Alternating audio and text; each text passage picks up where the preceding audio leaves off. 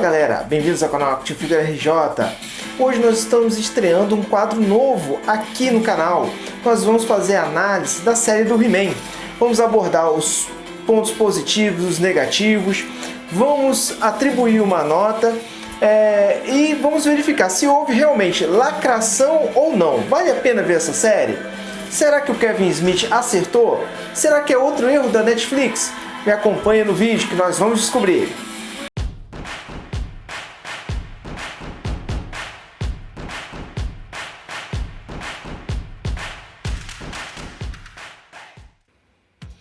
Galera, então, vamos conhecer duas figuraças. A primeira é Ray Wagner, o CEO da Mattel nos anos 70. E a segunda é Kevin Smith, o produtor que levou o projeto do He-Man à frente. He-Man não, né? Mestre do Universo.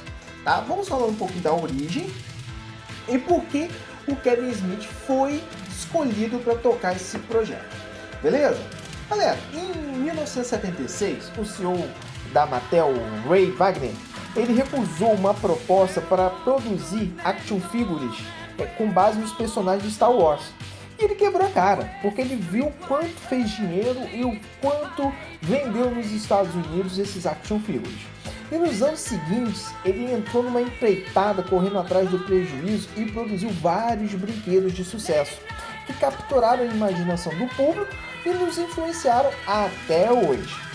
O designer de brinquedos, Mark Taylor, explicou que o design original do He-Man foi baseado em cima de Vikings e do Homem Cro-Magnon. Inicialmente ele é chamado de Beastman, ou seja, Homem-Besta. Na corrida para projetar uma figura de ação, o designer Roger Sweet ele apostou na simplicidade como o fator de sucesso e produziu 3 modelos em argila, em 3D, tá? Sendo um homem espacial, outra um militar e outra um homem besta, né? Que no caso posteriormente veio a se tornar o He-Man. E ele disse o seguinte, que o homem besta era uma figura poderosa e ele poderia ser levado a qualquer lugar, em qualquer contexto, porque ele tinha um nome genérico, He-Man. Durante a década de 80, mais ou menos, houve alguns rumores de que o He-Man foi reformulado tendo como base Conan o Bárbaro. Só que a Mattel insiste em refutar, diz que isso não é verdade, que isso não aconteceu. Só que nós não podemos deixar de pensar que há uma semelhança entre os dois, né? Porque a primeira versão do He-Man, ele era moreno e tinha cabelos negros. Entretanto, a revista de quadrinhos do Conan, ela saiu na sua primeira aparição, o Conan apareceu pela primeira vez em 1952, antes, né, muito antes de terem criado o He-Man. Porém, o filme do Arnold Schwarzenegger, que fez um puta de um sucesso como Conan, saiu em 82, depois de ter sido criado o He-Man, né? Conta a lenda que, ao olhar o protótipo, o CEO da Mattel falou a seguinte frase: ele tem o poder.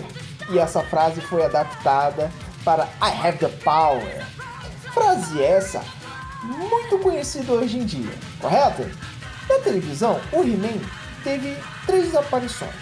A primeira no ano de 1983, em He-Man e os Mestres do Universo, que foi encomendado pela Mattel para poder divulgar o seu produto. A segunda aparição foi As Novas Aventuras de He-Man, em 1990. A terceira foi He-Man e os Mestres do Universo, em 2002. Agora vamos falar um pouco sobre Kevin Smith. Quem é esse porco? Eu nunca tinha escutado sobre ele até ver o filme Dogma e Jay e Bob Calado, Império do Besterol Contra-Ataca, tradução aqui no Brasil. Esse Kevin Smith, o cara é pica, o cara é bom, o cara sabe das coisas. Ele é um cineasta, ele é um ator, ele é um roteirista de quadrinhos norte-americanos. Ele exerce várias outras funções e tem várias empresas. Ele escreveu roteiros para o filme do Demolidor e para ter um protótipo do filme do Superman que não foi à frente. Outro roteiro que ele escreveu foi para o filme do Besouro Verde, que mais tarde foi adaptado para os quadrinhos. Ele foi produtor executivo do filme Gênio Indomável, do filme de 1998, ao qual ganhou o Oscar. Ele atuou junto, ou melhor, ele trabalhou junto com os amigos Matt Damon e Ben Affleck. Muitos dizem que esse Oscar veio por conta do Kevin Smith, porque ele foi brilhante no roteiro. Como roteirista de quadrinhos, escreveu histórias para o Demolidor, inclusive o grande e aclamado sucesso Diabo da Guarda. E escreveu também roteiro para filmes como O Balconista, Dogma, trabalhou na reformulação do Arqueiro Verde. O cara sabe das coisas. E por isso que ele é chapa quente, ele tem uma conexão boa dentro da DC. Quando o universo do Snyder foi criado, ele estava junto ali, ele trabalhava junto com... Ele foi consultado, ele pegava as informações com o amigo dele, Ben Affleck, né? Quando saiu a versão do Snyder Cut, o cara já sabia, já tinha visto, já estava alardeando aí nas mídias sociais. Então, Kevin Smith é bom. A gente precisa entender porque a internet está atacando tanto o cara, beleza? Agora vamos falar um pouquinho sobre prós e contras. E os defensores dos prós e contras, com base da análise aqui do canal, feita pelo canal. Vamos falar um pouquinho dos prós, ou melhor, vamos falar inicialmente dos prós. O estúdio responsável pela criação desse projeto do Mestre do Universo é o mesmo que criou a animação do Castlevania. E vamos combinar todo mundo aqui. É sinistro, é bom demais, sombreamento é top, as cenas de ação são excelentes, as feições são boas, entendeu? A cor é incrível, é vibrante, é iluminado, é poderoso, é colorido, é bem maneiro, é bem legal. Então, não temos o que falar da animação. A animação nota 10. Outro ponto aí que é nota 10 sem sombra de dúvida. Os vilões foram muito bem trabalhados, né? Eles deram atenção aos coadjuvantes, coisa que nunca foi feita no He-Man clássico. Nós vimos os coadjuvantes brilharem, tendo seus momentos de glória. Eles fizeram realmente parte do arco e tiveram um peso enorme, ao qual a história não iria fluir se eles não tivessem participação. Meu Deus, Maligna brilhou. Maligna foi um luxo. Foi espetacular. Eles equilibraram o poder de He-Man com o esqueleto, porque eu nunca achei que o esqueleto daria conta do He-Man, e dessa vez o esqueleto botou uma frentezinha de boa, entendeu? Nós estávamos acostumados que o bem sempre vence, o He-Man desce o pau e acabava. Era um arco fechado no episódio, um clássico. Dessa vez não, eu tive uma boa impressão disso. Eles transformaram os vilões em ameaças reais, e isso tem que ser levado em conta. O aquático é uma ameaça real, o Homem-Fera é altamente poderoso, o esqueleto por si só também foi uma ameaça incrível, ele deu trabalho. Então eu logo no primeiro episódio eu fiquei com aquela sensação, ui, será que vai, será que não vai, será que o He-Man vai dar um pau? O esqueleto tá batendo bem, tá dando trabalho, tá usando a feitiçaria dele de um jeito que eu nunca vi no clássico.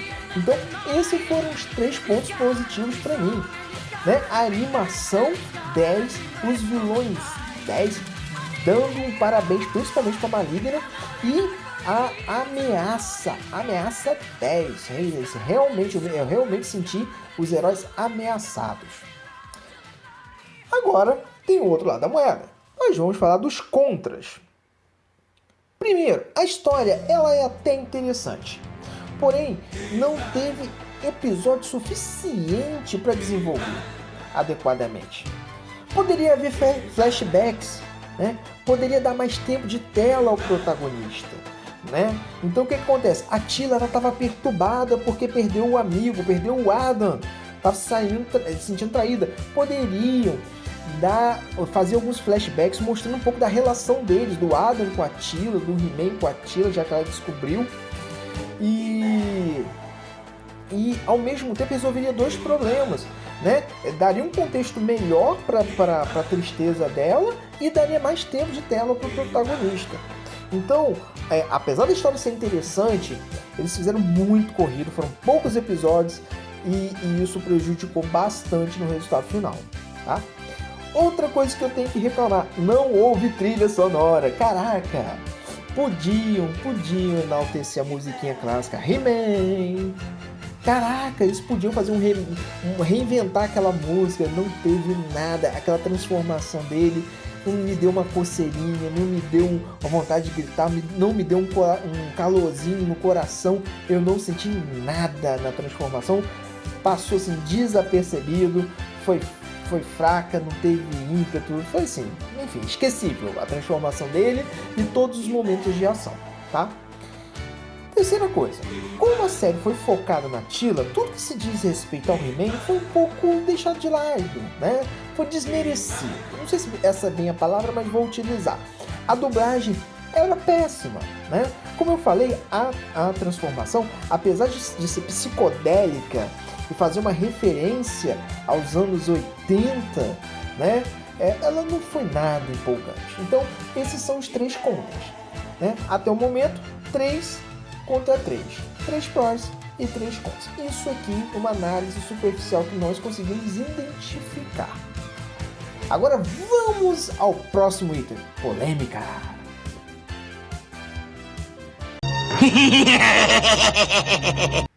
Polêmica. Então, galera, vamos à polêmica. Houve lacração ou não houve lacração? Bem, na singela opinião deste que vos fala, houve lacração sem sombra de dúvidas, e nem foi tão sutil assim. Galera, eu tenho 30 e poucos anos, e vivi nos anos 80, ou seja, nasci nos anos 80. E hoje eu entendo melhor todo o movimento cultural daquela época. E o desenho foi concebido, quando o desenho foi concebido, havia o culto ao corpo, havia o Family Fatale, né? Esta era a mentalidade da época e isso se traduzia nos filmes e desenhos. E obviamente o He-Man pegou também uma carona no filme do Conan de 82, que era repleto de estereótipos e fazia um sucesso avassalador, né? Agora, não há como se ter uma continuação direta sem resgatar um pouco deste Family Fatale, desse culto ao corpo dos anos 80. Se a intenção era adaptar aos padrões atuais, então o caminho seria um remake, onde todo o universo poderia ser reconstruído com novos padrões. O politicamente certo se evidenciou na inversão de papéis, né? Onde a Teela evolui para uma mulher robusta que conta com uma pupila, algo que me faz lembrar, inclusive, a Xena e a Gabriela de 1995.